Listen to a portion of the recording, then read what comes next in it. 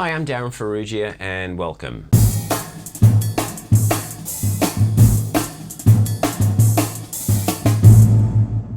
So we've just entered another lockdown as of 8 o'clock last night. So this is lockdown number 6 for Victoria, and I'm in Melbourne. So this is Melbourne, Victoria, Australia, for those of you who are in other parts of the world. It's a little frustrating, I guess. Lost more gigs and more teaching, more students, but I guess the best part of it for me is I get to spend more time in here, practicing, trying to be creative, trying to stay sane, basically is what I'm trying to do. Anyway, welcome to the August 2021 update of the single stroke roll resolution. And let me begin by saying that it hasn't been going as well as I would have hoped, and largely because I've been a little less motivated. It's a vicious cycle because I'm sort of less motivated because of my apparent lack of progress, and so therefore, because I don't practice as often as I should, then it doesn't mean, well, I guess it means I just don't progress. So it's very frustrating. So things are not really that much different to where they're at, but a few observations.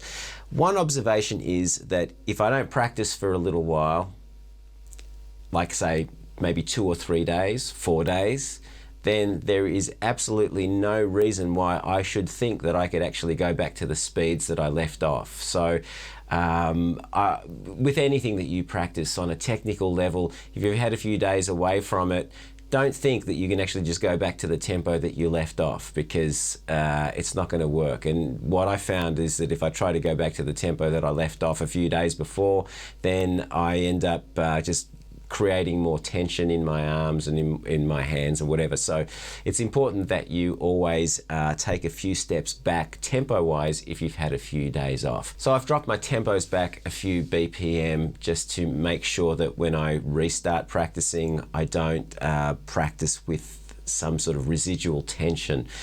Take the tempos back.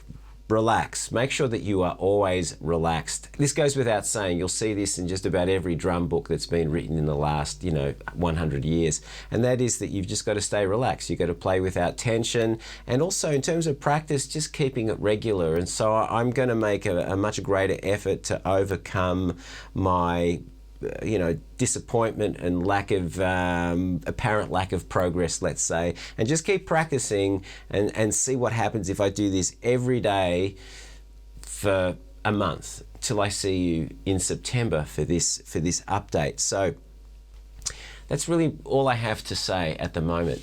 Am I getting faster? I think maybe slowly, and that's the thing. Maybe getting faster is a much slower progress than I thought it was going to be.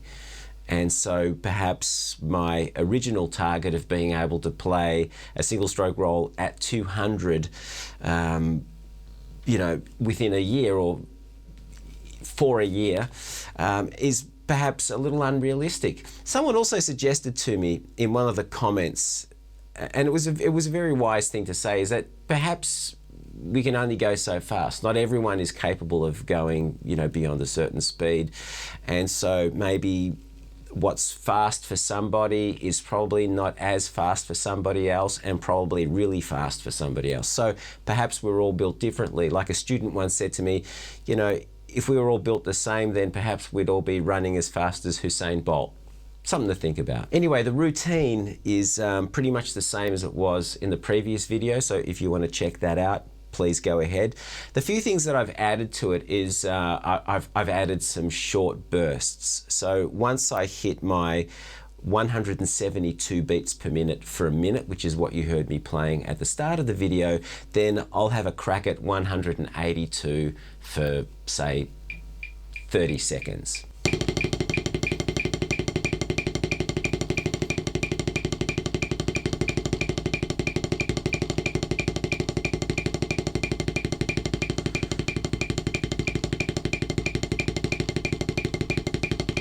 So I kind of treat these as sprints, just at the end of the session, if I'm feeling good, I'll just run a sprint. So this is just a short burst, 30 seconds at 182. Then if I'm feeling brave, I'll try 20 seconds at 190, and I will preface this by saying that this completely sucks because my hands are not up to that speed yet, but that's kind of what this sounds like.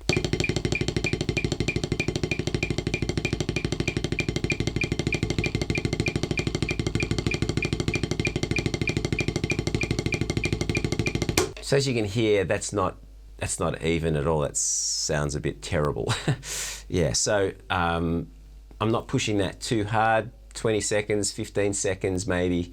And then I'll try the dreaded 200 for 10 seconds. And this really does suck at this point.